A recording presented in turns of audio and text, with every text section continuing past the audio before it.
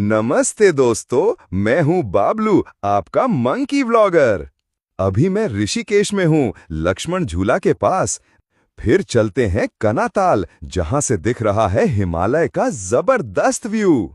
और आज की रात चौपटा में कैंप फायर के साथ रिलैक्स करेंगे।